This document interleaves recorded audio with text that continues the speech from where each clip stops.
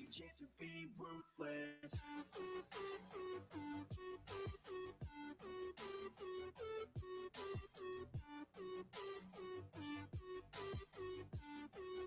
It's your chance to be ruthless.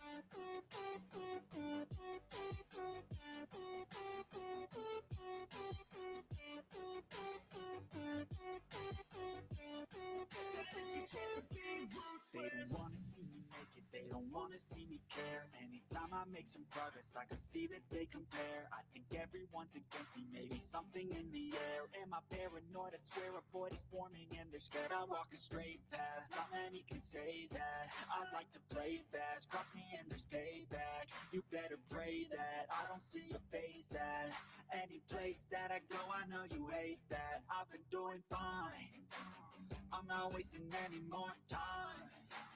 I live for the fight and the climb, and I think that the pain that's deep inside is what defines.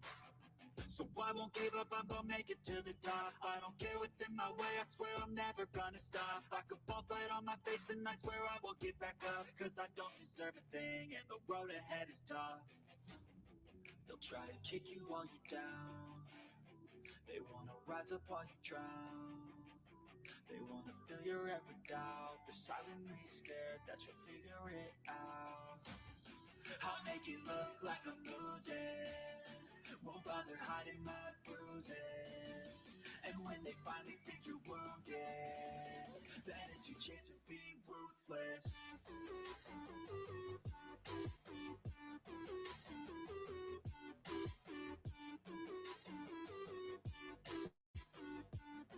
Then it's your chance to be ruthless.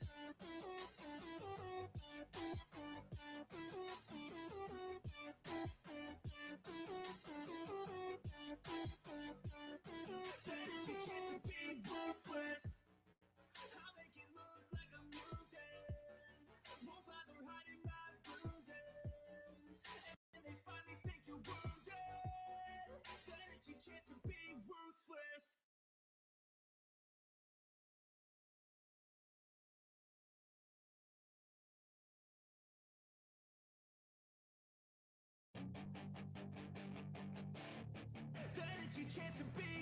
Hey kid, don't ever let them get inside your head.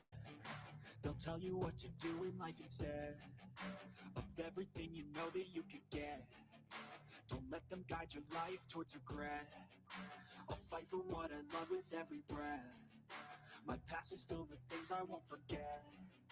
I use them all to push me to my best. So treat the worst of times just like a test. If only I could go back in time, I'd tell myself that everything will end up alright. Just push yourself, test yourself, figure out. BTK killer, serial killer Dennis Rader, who admitted to killing 10 people in Kansas, says he sees a lot of similarities between himself and the Gilgo Beach murder suspect, Rex Heuermann. In fact, he calls the 59-year-old Heuermann his clone.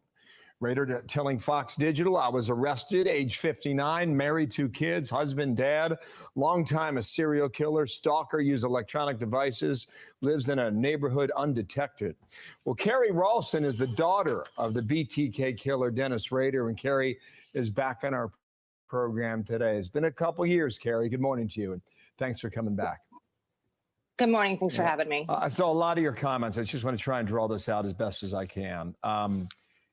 He talks to the media a lot, doesn't he? And you're not surprised by that. And I would imagine he talks to a lot of professors in criminology across the country, too. He does talk to the media a lot. He's a pathological liar and a narcissist, a psychopath.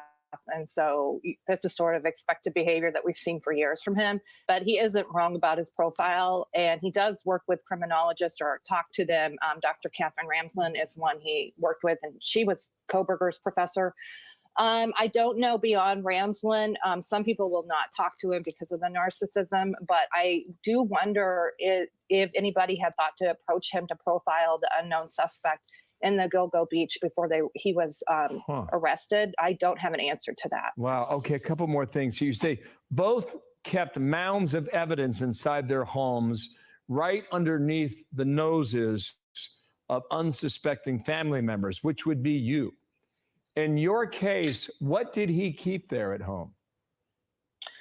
Oh my goodness. And so the first day after, or the first evening, even after my father was arrested, the FBI called us and said they had found evidence under our floorboards. So he had driver's license of his, several of his victims. He had jewelry that he had taken from their homes after he murdered them. Those were his most prized possessions, and he had carved out of underneath the floorboards a place for this evidence in our hallway where we wrote out tornadoes, and that had been going on since the 70s.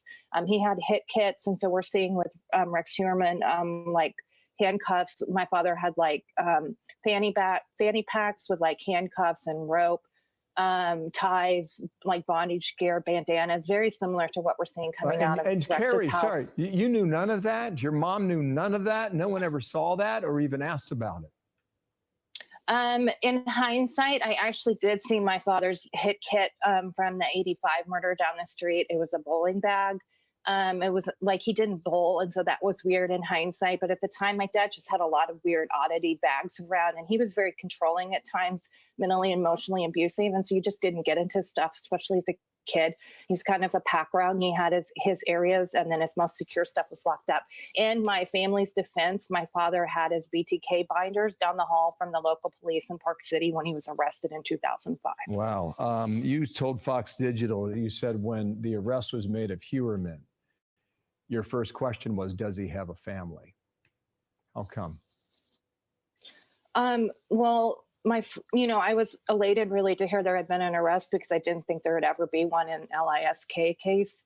And then instantly it was, does he have a family? Because I know exactly what my family went through 18 years ago. And when I heard that he did have a wife and children, I was devastated. And I really was having a difficult time on Friday.